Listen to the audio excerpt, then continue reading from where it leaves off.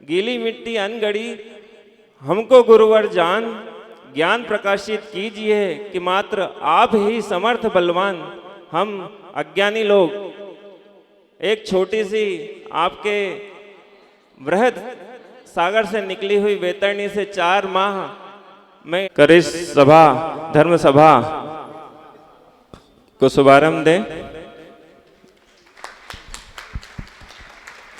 दीप से दीप जलाते चलो, ज्ञानी की गंगा बहाते चलो। राह में आए जो दीन दुखी, उसको गले से लगाते चलो। अब मैं गुरु चरणों का अभिनंदन हो, चरणों में अभिवंदन हो। गुरुओं का अभिनंदन हो, चरणों में अभिवंदन हो। उन्हें देख उर नंदन हो, उन्हें देख उर नंदन हो। चरणों की रज चंदन हो, गुरु से ही निर्बंधन हो। चरणों की रज चंदन हो, गुरु से ही निर्बंधन हो। गुरु कर दे माँ अज्ञानता से हमें तार देना। हे शारदे माँ, हे शारदे माँ, अज्ञानता से हमें तार देना। मुनियों ने समझी, गुनियों ने जानी, शास्त्रों की भाषा आगम की वाणी। हम भी तो जाने, हम भी तो समझे विद्या।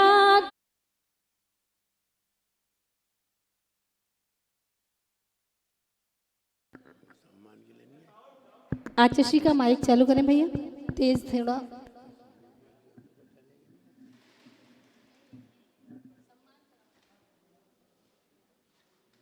बार नमोकार मंत्र का उच्चारण कर लें।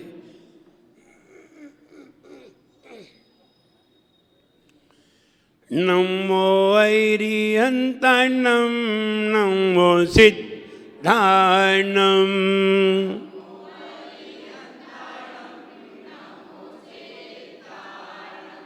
नमो आयर्यानं, नमो उवच्छायनं,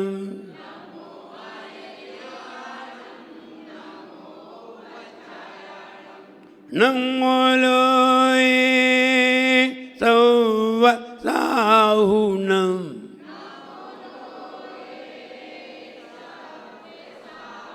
बोले एक जरा श्री पार्श्वनाथ भगवान की, एक जरा श्री महावीर भगवान की, परम पूजाचार्य गुरुवर श्री विराग सागर जी गुरुदेव की, अहिंसामयी जैन धर्म की।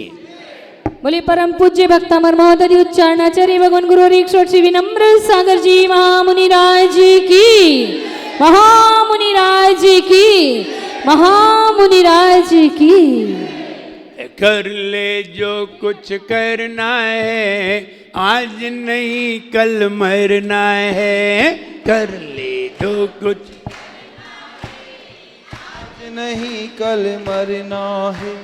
कर ले जो कुछ करना है, आज नहीं कल मरना है। कर ले जो कुछ करना है, आज नहीं कल मरना है। करनी का फल भरना है, करनी का फल भरना है। करनी का फल भरना है, करनी का फल भरना है। जैसा बीज लगाओगे वैसा ही फल पाओगे। जैसा बीज लगाओगे वैसा ही फल पाओगे। जैसा बीज लगाओगे वैसा ही फल पाओगे। जैसा बीज लगाओगे वैसा ही फल पाओगे। पीड़ा के बदले हो पीड़ा के बदले पेड़ा नहीं पाए रे। जीवन है पानी की बूंद कब मिट जाए रे। हो जीवन है पानी की बूंद कब मिट जाए रे। होनी अनहोनी हो होनी अनहोनी कब क्या घट जाए रे। जीवन है पानी की बूंद कब मिट जाए रे। हो जीवन है पानी की बूंद कब मिट जाए रे। कर ले जो कुछ करना है आज नहीं कल मरना है। कर ले जो कुछ करना है आज नहीं कल मरना है। करनी का फल भरना है करनी का फल भरना है। करनी का फल भरना है करनी का फल भरना है। अच्छे अवसर जिंदगी में कभी कभी आया करते हैं, खराब अवसर जिंदगी में भरे पड़े हैं। सवेरे से लेकर शाम तक कौन सा अच्छा अवसर है?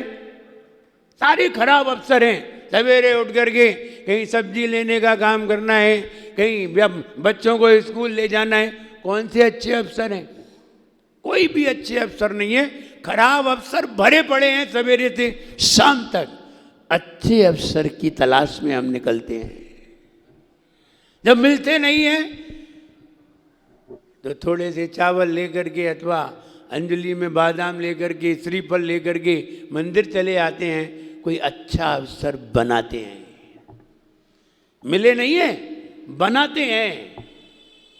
मंदिर आकर के उसी अवसर को अच्छा बनाते हैं। और जब मंदिर आते हैं तब लगता है कि हमारे जीवन में कुछ शांति महसूस हुई, अच्छा लगा। वरना घर में बताओ किसको अच्छा लगता है? पहले घर के लिए चक्कर लगाने पड़ते थे, पहले शादी के लिए चक्कर लगाने पड़ते थे, अब घर आते ही चक्कर आने लगते हैं। पहले घर के लिए चक्कर लगाते थे, एक घर बन जाए घर बन जाए, घर हो जाए घर हो जाए। अब घर हो गया, अब घर आते ही चक्कर आने लगते हैं। बिल्कुल ऐसी स्थिति है। घर में कोई अच्छा थोड़ी लगता है। बता दो घर में किसे अच्छा लगता है? तो महिला के हमें तो कहाँ अच्छा लगता है, मजबूरी है। कहाँ जाएं? घर से जाएं तो कहाँ जाएं? जब वो पति पत्नी में झगड़ा हो गया और कोर्ट में केस पहुंच गया, अब कोर्ट में लेडीज जज थी, तो लेडीज जज लेडीज की परिस्थिति समझती है। तो लेडीज जज थी, उसने लेडीज से पूछा, एक तरफ जेंट्स खड़ा था एक तरफ लेडीज खड़ा था और तलाक की नौबत थी। तो जब लेडीज जज ने ये पूछा लेडीज से कि तुम घर में क्यों नहीं रहना चाहती, क्या परेशानी है, तो मालूम है वो क्या बोली? वो बोली आप ही रह के देख लो उनके संगे, तो तुम्हें पता चल जाएगी परेशानी क्या है। अब जब क्या कहती, चुपचाप रही, कुछ नहीं बोली। उसने कहा आप ही रह के देख लो कि क्या परेशानी है।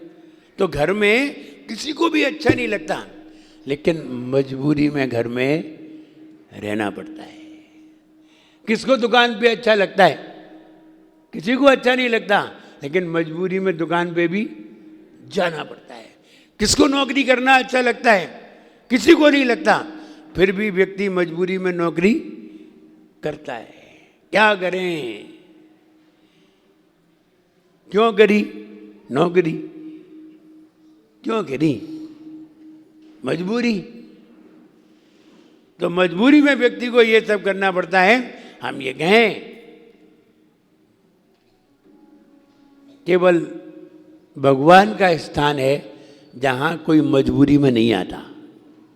यहां सब भाव से आते हैं, मन से आते हैं, मन को निर्मल बनाने के लिए आते हैं, मन की प्रसन्नता के लिए आते हैं, मन के आनंद के लिए आते हैं। मजबूरी में कोई नहीं आता। ना महाराज के पास कोई मजबूरी में आता है, कोई नहीं आता मजबूरी में। आप चौका भी लगाते हैं, बताओ मजबूरी में? नहीं नहीं, प्रसन्नता में। अगर मजबूरी में लगाते तो महाराज के आहार होते तो खुशी नहीं होती। हो गए तो ठीक है, ऐसा नहीं होता। लेकिन जब आहार हो जाते हैं तो कितनी खुशी होती है। ऐसी खुशी तो तुम लाखों रुपए मिलने पर भी प्राप्त नहीं होती। सारी खुशियां एक तरफ होती हैं और एक साधु का आहार एक तरफ होता है। इसलिए ये चाहते हैं कि मेरे यहाँ आहार हो जाए, मेरे यहाँ साधु के निरंतर आहार हो जाएं। ऐसी भावना करके हम ऐसा कार्य करते हैं। यहाँ वो समूह शरण विधान, जिसमें 24 समूह शरण, फिर 3 समूह शरण और 27 समूह शरण हो गए। 24 गंधकुटी और 3 समूह शरण। 3 में 8 भूमि बनेंगी, लेकिन 24 में 8 भूमि नहीं होगी। तो वो गंधकुटी हो जाएंगी। हम भगवान तो विराजमान होंगे, लेकिन समूह शरण रूप नहीं होंगी। हम सभी समूह शरण में विधान करने जा रहे हैं। समूह शरण कैसा होता है? ऐसा नहीं होता जैसा अपन बना रहे हैं। समूह शरण रियल में ऐसा नहीं होता है। रियल में तो प्लेन जमीन पर होता है। ये तो अपन बनाते हैं एक के ऊपर एक के ऊपर एक के ऊपर एक, 8वीं पे जा करके पांडुशला बना करके भगवान को विराजमान कर देते हैं। ऐसा नहीं होता। ऐसा होगा तो सबको ही दिखाई दे जाएंगे भगवान। भगवान समूह शरण में, ओरिजिनल समूह शरण में भगवान सिर्फ 8वीं भूमि वालों को दिखाई देते हैं, बाकी किसी को भी दिखाई नहीं देते। 7 भूमि वालों को भगवान दिखाई नहीं देते। और यहाँ तो जमीन से ही देख लो। इसलिए समूह शरण ऐसा नहीं होता। समूह शरण प्लेन जमीन पर होता है। आगे आगे परकोटे मिलते जाते हैं और समूह शरण में जाते जाते हैं अंत में 8वीं भूमि होती है। वो चारों तरफ से किले की तरह बंद होती है। 4 द्वार होते हैं और चारों तरफ से किले की तरह बंद होती है। अंदर कोई देख ही नहीं सकता बाहर से। 7वीं भूमि से कोई दिखेगा ही नहीं। ना भगवान दिखेंगे, ना कोई श्रावक दिखेगा, कोई नहीं दिखेगा। 8वीं भूमि पर ही जाना पड़ेगा। 8वीं भूमि पर ही जाना पड़ेगा। लेकिन ऐसा नहीं होता जैसा कि यहाँ अभी बनेगा, वैसा होता नहीं है। अब ऐसा अपन बना देते तो बड़ी दिक्कत आती। एक एक करके 8वीं भी जाना पड़ता। इसलिए 8 और एक साथ कैसे दिखाएं? इसलिए यहाँ छोटा सा रूप दिखाया जाता है, वो समूह शरण। और समूह शरण में हम सभी आराधना करने के लिए तैयार हुए हैं। कल हमने बताया था कि पहले हम विचार करते हैं, भावना बताते हैं, भावना बनाते हैं कि हमारी समाज, हमारी समिति, हमारी समाज में एक बढ़िया विधान होना चाहिए। पहले ऐसी योजना बनती है, इसे हम भावना कहते हैं। इसे क्या कहते हैं? भावना। फिर बढ़िया रूप में उसका आयोजन करते हैं और आयोजन करके चारों तरफ बताते हैं कि हमारे यहाँ समूह शरण विधान हो रहा है और हमारे यहाँ 16 पिच्छी विराजमान है। जी और बताएंगे। समूह शरण कहेंगे भगवान विराजमान है तो लोग कहेंगे हमारे यहाँ भी मंदिर है। तुम कहो वो समूह शरण है, बोले हमारे यहाँ भी तो ओरिजिनल समूह शरण है। हमारे यहाँ तो बनाया हुआ है थर्माकोल का, हमारे यहाँ तो पक्का है। ऐसा कह करके वो तुम्हारे यहाँ आने से टाल सकते हैं। लेकिन जब आप ये कहोगे कि हमारे यहाँ 16 पिच्छी हैं, तो फिर कहेंगे हाँ अब आ रहे हम, अब आए। क्योंकि हमारे यहाँ भी 16 पिच्ची हैं। बोले तुम्हारे यहाँ माता जी हैं, हमारे यहाँ आचार्य महाराज हैं, हमारे यहाँ मुनि महाराज हैं, हमारे यहाँ चतुर्विध संघ है। तुम्हारे यहाँ एक प्रकार का ही संघ है, हमारे यहाँ चतुर्विध संघ है। तब कहेंगे हाँ अब आना पड़ेगा। चतुर्विध संघ कहाँ मिलता है देखने के लिए, अब तो आना ही पड़ेगा। इसलिए सारे लोग इकट्ठे होते हैं। आप देखिए इंदौर में जब 28 अप्रैल से कार्यक्रम होगा और वहाँ सारे महाराज विराजमान होंगे तो पूरा इंदौर वहाँ विराजमान होगा, पूरा इंदौर होगा वहाँ। अभी तो हम इंदौर की बात कर रहे हैं, इंदौर की पूरी कॉलोनी के लोग वहाँ पहुँचेंगे।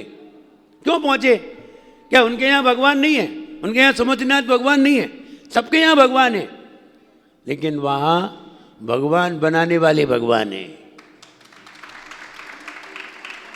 तुम्हारे यहाँ बने बनाए भगवान हैं और हमारे यहाँ भगवान बनाने वाले भगवान हैं।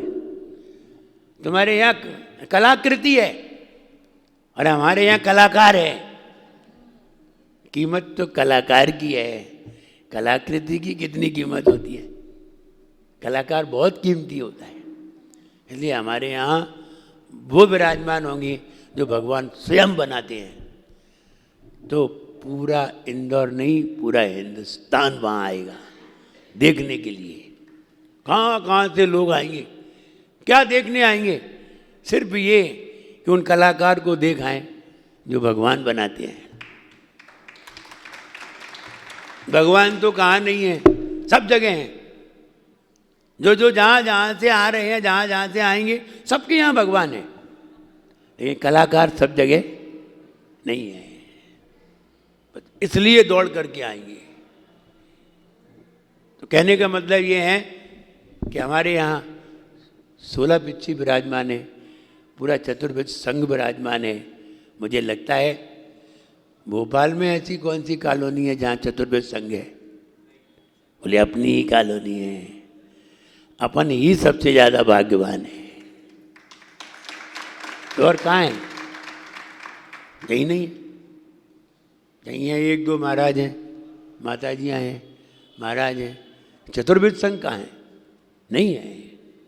इसलिए और उनके सानिध्य में आप समूह शरण विधान करने जा रहे हैं। एक एक बात समझ में आएगी कि समूह शरण कैसा होता है, कैसे लगता। ऐसा ही होता है जैसा लगा है? नहीं नहीं, ऐसा नहीं होता। समूह शरण समझ में आएगा और वहाँ बैठ करके महाराज के सानिध्य में हम आराधना करेंगे। तो ध्यान रहे, आप अकेले भगवान की पूजन करिए, आप अकेले भगवान का विधान करिए और आपके साथ अगर कोई मुनिराज सामने बैठे हों और फिर विधान करिए तो आपका विधान 100 गुना ज़्यादा फलदायी हो जाता है, 100 विधान के बराबर हो जाता है। आप शिखर जी की वंदना करने जाइए और शिखर जी की वंदना करते समय आपको कोई मुनि महाराज मिल जाए और आप मुनिराज के साथ वंदना करिए, आपकी वंदना 100 वंदना के बराबर हो जाएगी। ऐसे ही आपका विधान 100 विधान के बराबर हो जाता है जब आचार्य महाराज का सानिध्य प्राप्त होता है। जब हम शिखर जी की वंदना कर रहे थे तो कई लोग वंदना करने आते ही हैं। जब वंदना करने आए और हम स्वयं ही शिखर जी की वंदना करने के लिए जा रहे थे तो जब उन्हें हम मिले तो वे इतने खुश हुए, बोले आज मेरे धन्य भाग्य हैं कि आज हम महाराज के साथ वंदना कर रहे हैं, आज मेरे धन्य भाग्य हैं। तो आप समझिए, अकेले विधान करना कोई खास बात नहीं है, चाहे जब कर सकते हैं, लेकिन वो आनंद प्राप्त नहीं होता जो आनंद साधुओं के सानिध्य में होता है। इसलिए कर ले जो कुछ करना है, आज नहीं कल मरना है। कर ले जो कुछ करना है, आज नहीं कल मर। और करनी का फल भरना है, करनी का फल भरना है, करनी का फल भरना है, करनी का फल भरना है। जैसा बीज लगाओगे वैसा ही फल पाओगे, जैसा बीज लगाओगे वैसा ही फल पाओगे। पीड़ा के बदले हो, पीड़ा के बदले पेड़ा नहीं पाए रे। जीवन है पानी की बूंद कब मिट जाए रे, हो जीवन है पानी की बूंद कब मिट जाए रे। विधान आपके नगर में है, आपके मोहल्ले में है। मैं ये कहना चाहता हूँ सब लोग विधान में बैठे। महाराज सब लोग बैठेंगे फिर चौका कौन लगाएगा? अच्छा चौका की प्रॉब्लम है, चौका लगा रहे हो वे भले ही ना बैठें, वे शाम को बैठें, वे शाम को आरती में शामिल हों, उन्हें विधान से ज़्यादा फल मिल जाएगा। इसलिए लेकिन जो चौका लगा रहे हैं वे ही, ये नहीं है कि वे कहने लगे हम चौका में हार देने जा रहे हैं, हार देने जा रहे हैं, हार देने में कोई बात नहीं है। लेकिन जो जिनके यहाँ चौका लग रहा है उनकी बात अलग है, क्योंकि उन्हें सवेरे से लगना पड़ता है।